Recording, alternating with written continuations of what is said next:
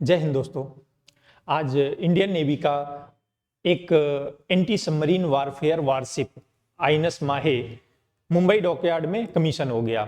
अब ये commissioning Mumbai dockyard में आज की गई और इस शिप को जो कमीशन किया वो हमारे army chief general Upendra Dwivedi ने किया। ये माहे क्लास जो है, ये माहे एक जो एंटी सबमरीन वारफेयर शिप है, ये माहे क्लास का पहला शिप है। ये क्लास 2019 में एक कॉन्ट्रैक्ट साइन हुआ था एमओडी और सीएसएल कोचीन शिपयार्ड लिमिटेड के बीच 6,311 करोड़ रुपए में एक कॉन्ट्रैक्ट साइन हुआ था, जिसके अंतर्गत 8 एएसडब्ल्यू शिप बनाए जाने से उसमें से ये पहला शिप है। उस क्लास को माहे क्लास नाम दिया गया है, तो उस क्लास का ये पहला शिप कमीशन हुआ है। अब ये जो शिप है वो इंडिजिनियसली डिजाइन और डेवलप किया गया है, बनाया गया है। उसमें 80% से अधिक इंडिजिनियस कंपोनेंट्स का इस्तेमाल किया गया है। अब जो ये क्लास के शिप, जो 8 शिप बनाए जाने हैं, उनकी पहले की डिलीवरी अभी आज हो गई है, कमीशन हो गया है नेवी में। 2027 तक 8 के 8 शिप ये सीएसएल अपना इंडियन नेवी को हैंडओवर करेगा। अब ये माहे क्लास है क्या? एक्चुअल में ये एंटी सबमरीन वारफेयर के लिए बनाया गया है, वो भी most importantly shallow coastal waters पे। सैलो कोस्टल वाटर्स पे जहां पे डेप्थ कम होती है वहां पे बड़े शिप ऑपरेट नहीं कर सकते, ठीक है? तो वहां पे बड़े शिप ऑपरेट नहीं कर सकते, तो उसके लिए इस क्लास को डिजाइन किया गया है। जहां पे हमारी डेप्थ कम है वहां पे ये शिप्स यूज किए जाएंगे। अब ये सैलो वाटर्स पे एनिमी के सबमरीन को डिटेक्ट और न्यूट्रलाइज करेंगे। अब एएसडब्ल्यू के अलावा ये क्या क्या काम कर सकते हैं? कोस्टल पेट्रोलिंग करने के लिए माइन भी ले कर सकते हैं। Under water surveillance and search and rescue operations के लिए भी ये यूज किए जाएंगे।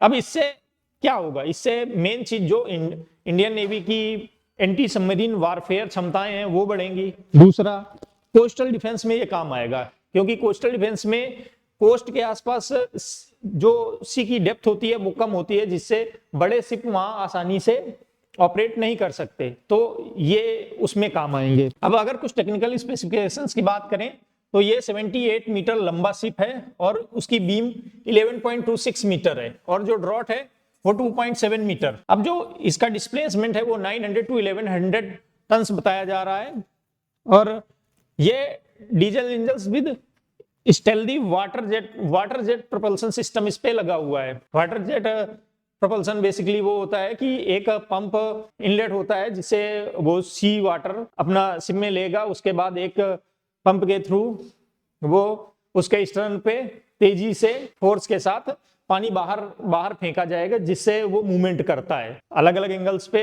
ये आउटलेट्स होते हैं, वैसे काम करता है। तो ये 360 डिग्री एक ही जगह पे घूम सकते हैं। जैसे दूसरे जो जीटी आईसी शिप्स होते हैं वो ये चीजें नहीं कर सकते, क्योंकि उनमें सॉफ्ट लगा होता है, बाहर जो 2 प्रोपेलर्स लगे होते हैं, तो वो उतनी फ्लेक्सिबिलिटी नहीं देते कि वो चारों तरफ मूव हो पाए सैलो वाटर में, ठीक है? अब जो इसकी मैक्सिमम स्पीड 25 नॉट्स है, रेंज 1800 नॉटिकल माइल्स है, 14 नॉट्स। अब इसमें कई इंडिजिनसली बिल्ड सेंसर्स लगाए गए हैं, जैसे हल माउंटेड सोनार, ये डीआरडीओ ने डेवलप किया हुआ है, ठीक है?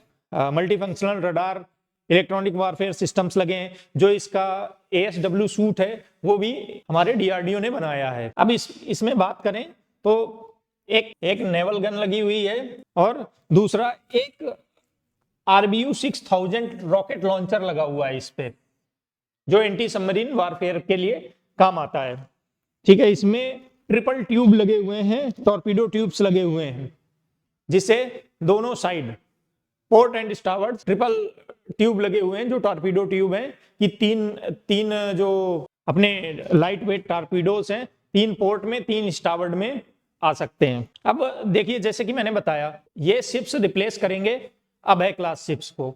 अभय क्लास शिप्स 1989 से 91 के बीच में कमीशनड हुए थे।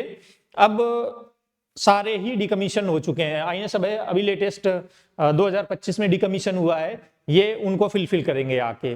अब जो, क्योंकि इंडियन नेवी के पास कोस्टल डिफेंस के लिए और सैलो वाटर्स में काम करने के लिए अभी वही अभय क्लास था, अभय क्लास निकल गया, उसके बाद ये आएंगे अपने माहे क्लास के, और यही 8 शिप और बनाए जा रहे हैं, वो जीआरएससी बना रहा है, वो भी डिलीवर होना शुरू हो जाएंगे।